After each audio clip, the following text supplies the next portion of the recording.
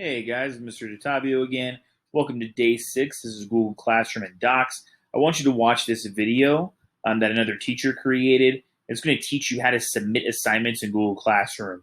The assignment that we're going to submit is going to help us learn how to create a Google Doc and then also how to submit it for credit. So it's just a series of questions. What's your favorite season? What's your favorite sport or hobby? What is your favorite show or movie? What is your favorite song or musical artist? What is your favorite subject in school? What is your favorite food, favorite drink, and what do you want to be when you grow up? So in order to submit it, you're going to click there on the little Google triangle thing, right, inside of Wake ID.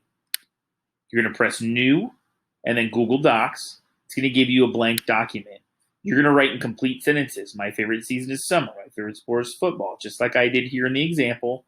Press Share, copy the link, then go back and use her instructions on how to submit that in Google Classroom. Okay, if you have any questions or anything, just holler at me.